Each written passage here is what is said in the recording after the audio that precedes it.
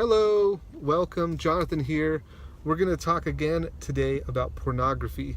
And I've made a couple videos on this, and particularly about quitting pornography. These videos are for people who want to stop watching pornography. And the way that I structured these videos are each video I talk about a topic that's related to quitting pornography.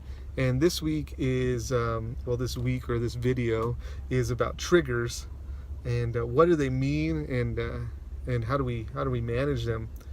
And so, as I said before, these videos are not a how-to guide. I'm not going to tell you how to quit pornography. I'm just telling you what it looked like when I quit pornography and what things you will experience when you're trying to quit pornography, and how I manage those.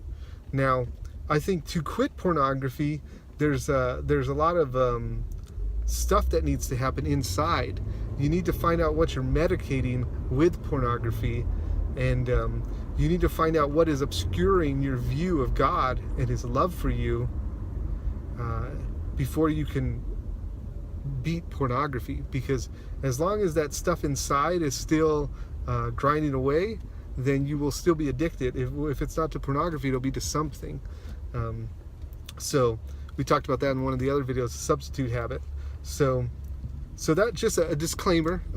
Today we're talking about triggers. What is a trigger? A trigger is basically something that you come across in your everyday life that makes you want to watch pornography. And there's the most important thing about triggers is to understand that they exist and to understand what your triggers are. Now, the triggers are different for everyone. It could be something that you see. It could be someone that you see. So, a lot of times pornography will also it's kind of good soil for fantasizing about other people who are, people who you're not connected with in a relationship. A lot of times this stuff happens through Facebook. I can say that me personally, I did that. I had fantasies about people on my Facebook. So one of my triggers would be those people. I would see them on Facebook and it would trigger me. I know other people that I've talked to have a similar thing. They have these fantasies about people on Facebook, and that would be a trigger. So it could be someone you see, could be a movie that you watch, could be certain kind of sounds. I mean, on a related topic, C.S. Lewis was saying, when he was talking about masturbation, C.S. Lewis would say that tea would trigger him. I've never been triggered by a cup of tea, but some people have different things, And I'll leave in the description. I'll leave a little link to that excerpt out of one of his letters that C.S. Lewis wrote, in case you're interested. So, now, one of the things about triggers is, like I said, I've gone over some things that are more kind of, I would say, obvious when you start thinking, okay, what things trigger me to look at pornography? The surface would be, oh yeah, things I look at, people I see, all the things that are related to pornography, right? You watch pornography, you listen to pornography, and so naturally those things would be associated with triggers. But something that I think that maybe is not known to you is that triggers could also be something that you feel, a certain feeling you have. So for me, it was the feeling of worthlessness. Whenever I feel worthless, I would try to feel better. I'd go to pornography for comfort, and of course, pornography would never deliver. I'd go there with this kind of this void, this like emptiness inside. This I would say is like a hunger. It's like a hunger for fullness or for wholeness. Something that I need something to quench this, and I would watch pornography and feel like that's going to do the trick. And all as it did was just kind of like open that hole up a little bit more. It's like I hit it instead of like healed it, And so anyways, that's tangential. So feelings can be triggers. The way you feel, think about when you're being tempted to watch pornography or to masturbate, what you have to start to analyze, where's that feeling coming from? What things are encouraging that? How am I feeling? What am I watching? What am I doing? and start to identify those triggers. And once you identify them, the important thing is to I would say, if it's something that you don't need in your life, you should remove it from your life, get it out of there, so that it doesn't unduly propel you toward pornography. And then if it's something that is important to your life or something that you need in your life, you should appropriate it. You should redeem it. Okay, so you should put it in its right spot. You should,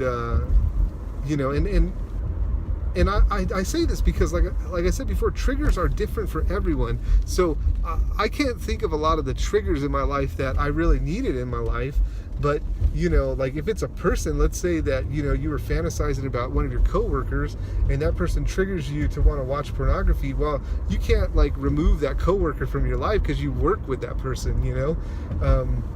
So what I'm saying is when I say appropriate it or redeem that, is I would say make sure that your relationship with that coworker does not encourage any kind of thing that would trigger those thoughts, and try your best to view that coworker as a person, not as an object, and just rework your mind in that sense, and work hard at that. And there may be times where you do have to avoid certain situations because it's a problem for you. So this is a relatively short video, just making you aware that there are triggers, that you should identify them, be aware of them, and then avoid or redeem those triggers so that you can win in the fight against pornography. Now, like I said before, this is a good strategy to help yourself stay clean, but it's not going to be the strategy that ends pornography addiction. Again, I just want to come back to that, that there's other stuff going on, and you can't follow a set of rules and a set of tips and just get out of it.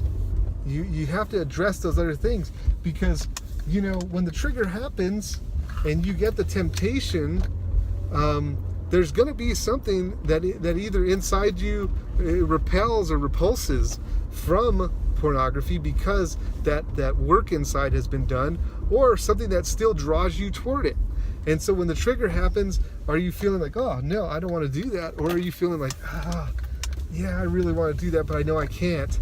If you're feeling like, I really want to do that, but I know I can't, okay, there's a problem still. There's still something inside there that's not right, okay? Because you won't be able to fight that forever, as you know